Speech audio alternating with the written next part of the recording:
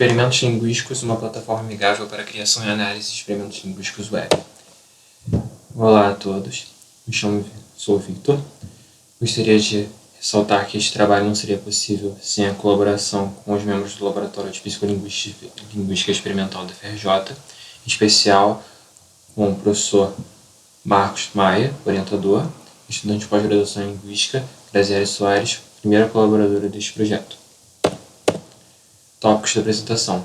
Começaremos por uma definição do processo de criação de experimento psicolinguístico e seus elementos, como o quadrado latino, passaremos pela relevância da experimentação web, contexto de nascimento da plataforma, a plataforma com todas as suas funcionalidades e benefícios, projetos reais em que a mesma está sendo utilizada, perspectivas de futuro. O processo de criação de experimento psicolinguístico nasce da questão teórica. A partir do estudo da literatura, formulamos hipóteses que nos levam a uma teoria que precisa ser comprovada por meio de um experimento. O design do experimento se dá por meio da definição de seus principais fatores relacionados ao que está sendo estudado. No caso, estes fatores são as variáveis independentes e seus níveis, que levam ao design do experimento, que levam às condições do experimento. Após, temos que definir o método experimental. Entre várias opções, escolhemos então qual será a tarefa a qual submeteremos os participantes. Dela saem as variáveis dependentes, que são medidas online ou offline. Medidas online, que são medidas de eventos medidas que ocorrem durante o processamento, ou medidas offline, que ocorrem pós-processamento psicolinguístico. Na experimentação, definimos os materiais lexicais experimentais e distrativos que comporão o nosso experimento. Agrupamos eles em versões distribuídas em quadrado latino, que será explicado posteriormente. Caracterizamos os grupos de participantes, uma vez que pode ser interessante buscar relações dos resultados obtidos com fatores como idade, escolaridade. Escolhemos a plataforma, implementamos o experimento, compartilhamos o mesmo e partimos para a análise de dados, onde fazemos nossas análises estatísticas e, por meio das conclusões das mesmas, chegamos às conclusões finais do nosso projeto e chegamos às respostas dos nossos questionamentos primeiros. Para elucidar melhor, vamos tratar com este experimento definido aqui. O experimento trata de responder à questão se sentenças de dupla negação têm processamento maior do que afirmativas. Sentenças de dupla negação são sentenças como não quero ninguém aqui, sentenças afirmativas, sentenças como quero que todos saiam. O design experimental apresenta como variáveis independentes o tipo de sentença, nos níveis afirmativa ou dupla negativa, que implica no design 1 apenas uma variável independente, que implicam nas condições de experimento SDN e SA, correspondendo à sentença de dupla negação e à sentença afirmativa, respectivamente. O método experimental será o da leitura automonitorada, que corresponde a fornecer ao participante sentenças que deverão ser lidas e, após, responder perguntas interpretativas de sim ou não. Desse método experimental saem as medidas das variáveis dependentes, que são os tempos de leitura, tempos de resposta e índices de resposta.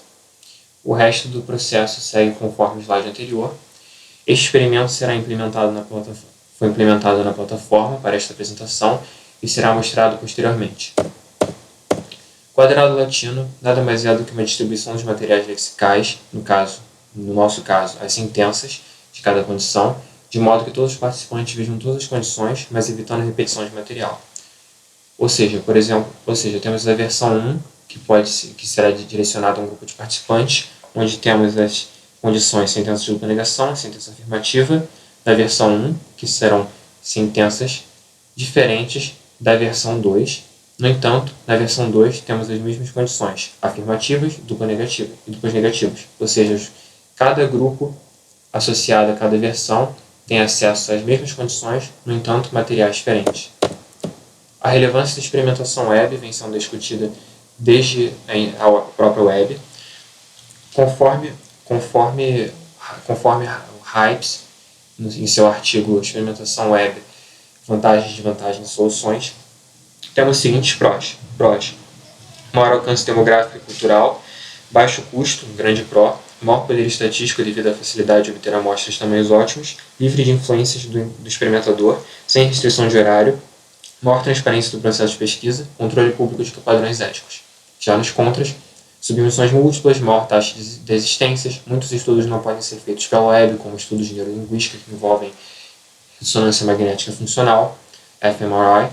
Instruções mal entendidas podem invalidar o experimento. Viés da autoseleção, self-selection bias, onde a escolha do participante em participar ou não afeta a amostra do experimento, que passa a não representar a população. Além dos prós e contras listados por Hypes, temos também os prós e contras que surgem contemporaneamente. No caso, a adequação a contextos de isolamento social, como o da pandemia de coronavírus. No caso de contras, temos a curva de aprendizado de algumas plataformas, que envolvem tanto programação como também burocracia de instalação em sistemas operacionais. Contexto de nascimento da plataforma. A plataforma nasceu no início da pandemia, no meio do ano de início da pandemia no Brasil, julho de 2020, e vem sendo desenvolvida de forma a fornecer um ambiente amigável para a criação para a criação e análise de experimentos, levando o laboratório ao participante em vez do contrário, uma vez que a situação de isolamento social se mostra complexa. Com relação à facilidade de implementação, podemos fazer paralelos com algumas plataformas. Aqui mostradas temos o Pen Controller for Ibex e o PsychoPy, ambas plataformas muito utilizadas para experimentação psicolinguística. Ambas envolvem algum nível de programação e até algumas questões de instalação. O PsychoPy, por exemplo, antigamente só era disponível para sistemas Mac OS X. Aqui segue um script do Pen Controller for Ibex, PC Ibex, de implementação de um experimento. É claro que esse script é passível de erros e bugs, ou seja, o processo de implementação do experimento não é tão linear. Além disso, os resultados produzidos pelos PC Ibex não são tão simples. Aqui segue uma tabela CSV que pode ser importada, no entanto, precisamos filtrar a partir da mesma os resultados que nos interessam. Cada linha corresponde a um instante, ou seja, suponhamos que queiramos medir o tempo de leitura de uma sentença, teremos que diminuir instantes para obter tempos de leitura, tempos de processamento, além de outros filtros para obter valores interessantes para a nossa pesquisa. Resultado de estudo é estresse. Com isso surge a plataforma, que segue neste link, e esta é a cara da sua página inicial. A plataforma possui a Researcher Home, que é a página principal do experimentador, onde o mesmo cria o experimento, que na verdade, quando o mesmo é criado, cria-se um diretório, onde ficarão todos os arquivos de configuração, mídia e resultados. Temos opções de edição, preview, duplicate, analyze results, delete. Na edição, somos direcionados para a página de Experiment Designer, onde temos o link de compartilhamento do experimento, podemos editar o nome do experimento, e assim como uma senha de acesso aos participantes, sem a qual o experimento não fica disponível. Temos como também definir as telas experimentais, que definem quais são as telas de onde obteremos as medidas experimentais. Antes da tela inicial experimental, fica definido que as telas anteriores serão as que serão obtidos os dados dos participantes. Ao clicar em Add Screen, criamos uma caixinha que representa a tela. Ela tem um campo de timer para caso de telas cronometradas e uma opção de Add Element, assim como uma opção de Duplicate e Delete Screen. Ao clicar em Add Element, surge um assistente de criação de elementos. Os elementos podem ser texto, imagem, áudio, vídeo, campos de texto, campos de múltipla opção, combos. Aqui, texto, campo de texto, combos. E aqui o HTML resultante produzido por este elemento. O elemento possui os campos de ID, que é extremamente importante para obter os valores de cada elemento que é interessante.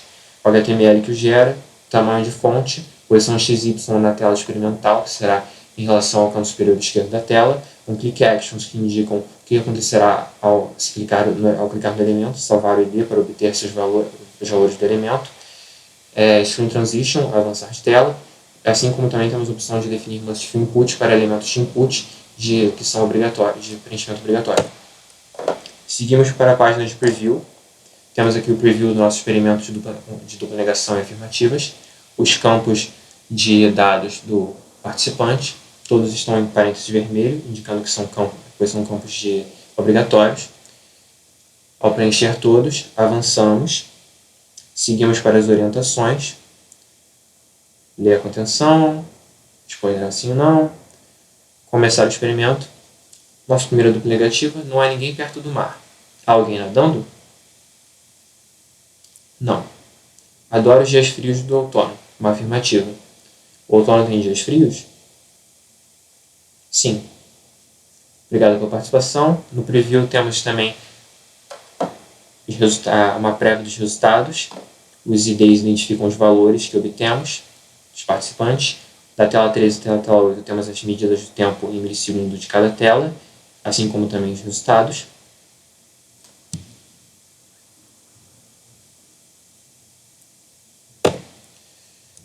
A tela principal de quando se acessa o link de compartilhamento é essa, uma tela de fundo preto, relação à tela experimental.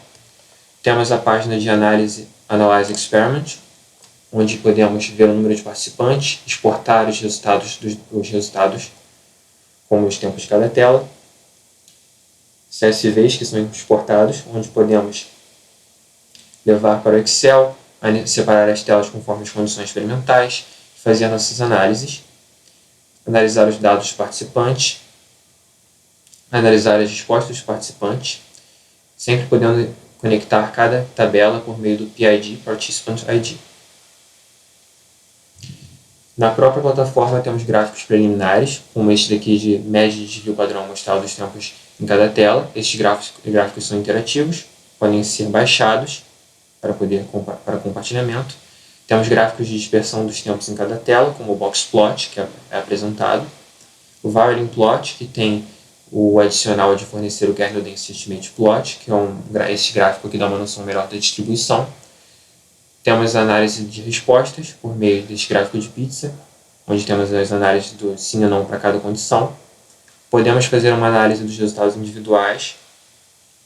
E uma grande inovação, que não existe muito, acredito que não existe em outras plataformas, temos um mapa de calor das posições do mouse do participante, assim como podemos também ver a resposta do participante em cada tela, se houver resposta. Podemos também comparar os tempos de cada participante de cada tela com a média. Vemos que o participante 4 teve um tempo bastante acima da média na tela 5. Participante 4, Diego, de 12 anos. Temos também uma indicação dos outliers, os participantes outliers, que tiveram tempos muito acima da média, muito abaixo da média, famosos pontos fora da curva. Podemos fazer a remoção dos outliers para poder ter uma noção preliminar dos dados, com e sem outliers. Vemos que a tela 5 diminuiu o tempo médio, uma vez que retiramos o Diego, que realmente era um dos outliers. Os outros gráficos também mudam. Após retirar dois outliers, temos agora 2 participantes, e não mais 10, e as estatísticas de resposta mudam, assim como todos os outros gráficos. Os outliers são definidos pelo critério do box plot. Os outliers são representados aqui por essas bolinhas verdes, nessa imagem retirada do site Towards Data Science. Softwares utilizados para gerar os gráficos e obter as medidas, as funções estatísticas, são os que seguem: Heatmap.js para mapas de calor. Projetos reais em que a plataforma está sendo utilizada: no projeto de estudo sobre leiturabilidade da professora Kátia Abreu, apresentada na Ampol. Segue aqui uma tela de um dos resultados do Screen Time Statistics, experimento robusto com mais de 300 telas. Para o futuro, esperamos mais parcerias, mais interdisciplinaridade, consequentemente também mais inovação e, é claro, mais independência. Afinal, nossas universidades são cheias de recursos humanos muito valiosos e também somos capazes de buscar ferramentas, nossas próprias ferramentas. Obrigado a todos. O link da plataforma é o que segue. Temos, para facilidade, o link curto abaixo. Referências. Obrigado a todos.